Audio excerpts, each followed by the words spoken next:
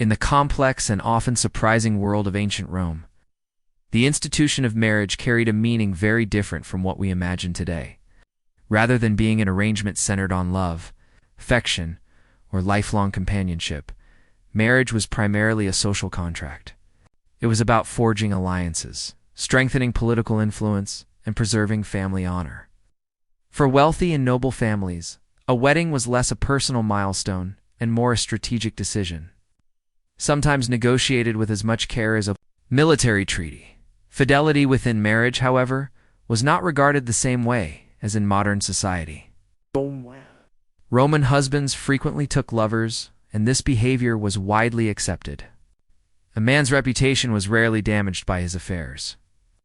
Whether they involved courtesans, concubines, or long-term companions outside the home, what might scandalize us today was, in many cases, part of everyday life in Rome.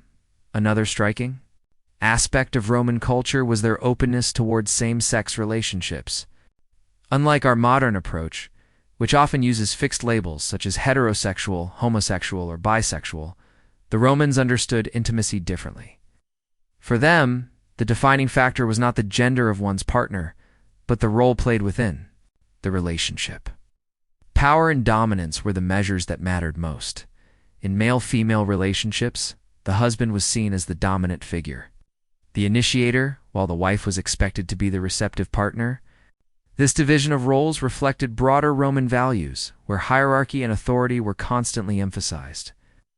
When two men were involved, this division became more complicated. The man who assumed the receptive or passive role could face social stigma, especially if he was a mature adult. For adolescent boys, however, such roles were often tolerated, even normalized. One of the best-known forms of male bonding was a practice similar to the Greek model of paiderasty, in which an older man, often a mentor or patron, formed a relationship with a younger boy or adolescent. These relationships were not only intimate, but also educational and political. The older partner, often a man of influence, would provide guidance, protection, and opportunities for advancement, while the younger partner gained connections that could shape his future. In elite Roman circles, such arrangements were frequently seen as a natural part of a youth's journey toward adulthood. Even Rome's emperors and leading generals were no strangers to these dynamics. Having both male and female lovers was common, and it rarely carried the stigma of infidelity.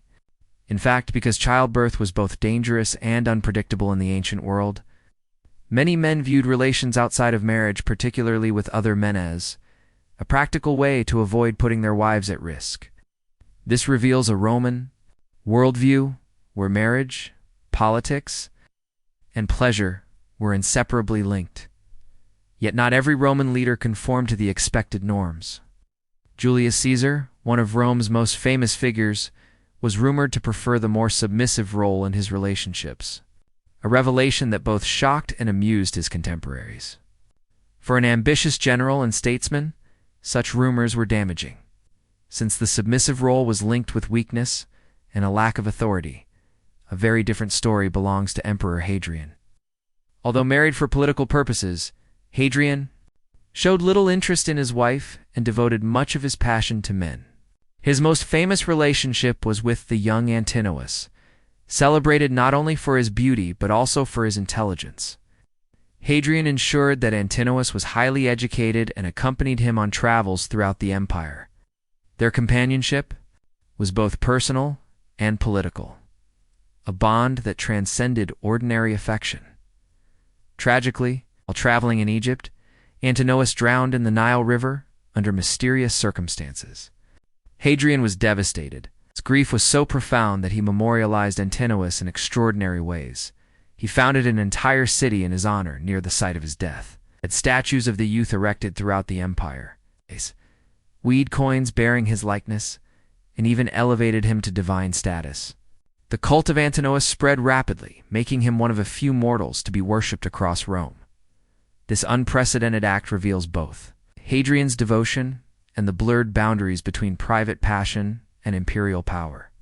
Not all emperors handled their personal lives with such dignity. Nero, remembered for his extravagance and excesses, shocked even Roman society with his behavior. While many emperors kept male lovers discreetly, Nero staged public weddings. In one ceremony, he took the role of the bride, marrying a freedman named Pythagoras. Later, he reversed roles in another wedding to a youth named Sporus, where he played the groom. These acts created confusion and outrage among the Roman elite, as they directly challenged traditional ideas of masculinity and authority. Nero's relationship with Sporus, in particular, disturbed many, to reinforce the image of Sporus as a feminine partner. Nero ordered him to be castrated, a cruel act designed to align appearances with roles. Stories of Nero's cruelty and decadence multiplied, some exaggerated by political enemies, others grounded in disturbing reality. The most scandalous rumor accused him of an incestuous relationship with his mother, Agrippina the Younger, although most historians today see this as slander invented by rivals. The story demonstrates how powerful a weapon sexual scandal could be in Roman politics. Another emperor, Tiberius, is remembered even more darkly. Retiring to the island of Capri, he surrounded himself with young attendants.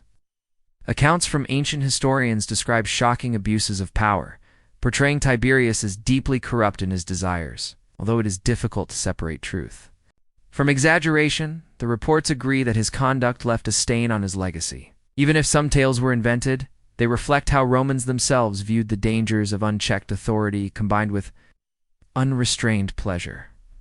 From these stories, we see a Roman world where marriage, desire, and politics intertwined in ways that feel alien today. Love and loyalty, as we define them, were not the foundations of their unions. Instead, power, control, and status shaped intimacy. Emperors like Hadrian, Nero, and Tiberius reveal a spectrum of experiences from deep affection and mentorship to cruelty and abuse. What stands out most is how fluid Roman attitudes were toward sexuality. They did not classify themselves by orientation, but by social role and dominance. For them, intimacy was not just personal, it was a statement of power, authority, and identity in one of history's most influential civilizations.